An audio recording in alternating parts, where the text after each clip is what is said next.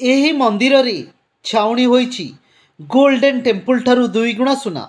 ଚାଲନ୍ତୁ ଜାଣିବା ବିରାଟକାୟ ସୁନା ମନ୍ଦିର ସମ୍ପର୍କରେ ଅଧିକ ସୂଚନା।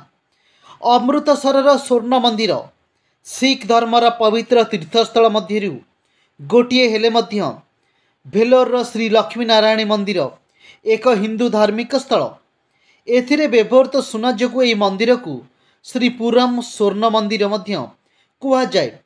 ଏହି ମନ୍ଦିର ବିଷ୍ଣୁ ନାରାୟଣଙ୍କ ପୂଜ୍ୟ ପତ୍ନୀ ଦେବୀ ଶ୍ରୀ ଲକ୍ଷ୍ମୀ ନାରାୟଣୀଙ୍କୁ ଉତ୍ସର୍ଗୀକୃତ। ପ୍ରଦର୍ଶିତ ସୁନା ଅଳଙ୍କାରରେ ପାରମ୍ପରିକ ମନ୍ଦିର କଳାରେ ଦକ୍ଷ କାରିଗରୀମାନଙ୍କ ଦ୍ୱାରା ପ୍ରସ୍ତୁତ ଉତ୍କୃଷ୍ଟ ସାଜସଜ୍ଜା ଅନ୍ତର୍ଭୁକ୍ତ। ପ୍ରତ୍ୟେକ ସୂକ୍ଷ୍ମ ବିବରଣୀ କାରିଗରଙ୍କ ଦକ୍ଷତା ଏବଂ କଳାକୃତି ଅନ୍ତର୍ନିହିତ ଈଶ୍ୱରଙ୍କ ପ୍ରତି ଗଭୀର ଶ୍ରଦ୍ଧା ଉଭୟକୁ ପ୍ରତିଫଳିତ କରେ। ଲକ୍ଷ୍ମୀ ନାରାୟଣୀ ସ୍ୱର୍ଣ୍ଣ ମନ୍ଦିର। ଶ୍ରୀ ଲକ୍ଷ୍ମୀ ନାରାୟଣୀ ସ୍ୱର୍ଣ୍ଣ ମନ୍ଦିର ତାମିଲନାଡୁର ଥିରୁମାଲାଇକୋଡ଼ି ଭେଲୋରରେ ଛୋଟ ପାହାଡ଼ ତଳେ ଶ୍ରୀପୁରମ୍ ଆଧ୍ୟାତ୍ମିକ ଉଦ୍ୟାନରେ ଅବସ୍ଥିତ। ଏହା ଭେଲୋର ସହରଠାରୁ ମାତ୍ର 10 କିଲୋମିଟର ଏବଂ ତିରୁପତିରୁ ପ୍ରାୟ 120 କିଲୋମିଟର ଦୂରରେ ଅବସ୍ଥିତ। ଏହି ସ୍ଥାନ ଚେନ୍ନାଇରୁ 145 କିଲୋମିଟର, ପୁଡୁଚେରୀରୁ 160 କିଲୋମିଟର ଏବଂ ବେଙ୍ଗାଲୁରୁରୁ 200 କିଲୋମିଟର ଦୂରରେ ଅବସ୍ଥିତ।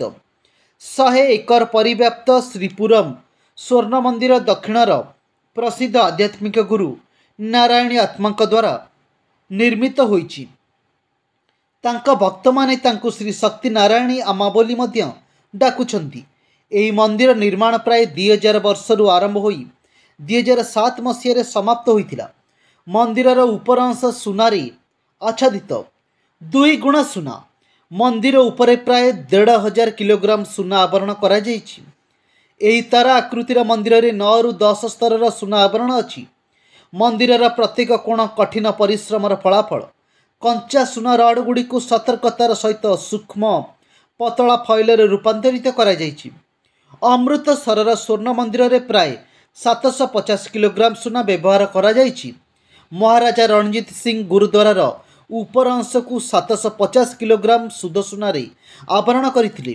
ଏହି ଅନୁସାରେ ଶ୍ରୀପୁରମ୍ ସ୍ୱର୍ଣ୍ଣ ମନ୍ଦିରରେ ଅମୃତସର ସ୍ୱର୍ଣ୍ଣ ମନ୍ଦିର ତୁଳନାରେ ପ୍ରାୟ 2 ଗୁଣା ସୁନା ଅଛି।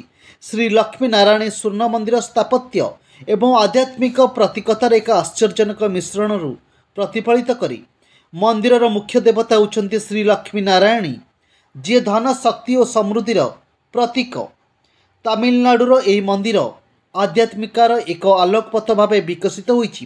ସାରା ବିଶ୍ୱରୁ ଲକ୍ଷ ଲକ୍ଷ ପର୍ଯ୍ୟଟକ ଏଠାକୁ ଆସନ୍ତି।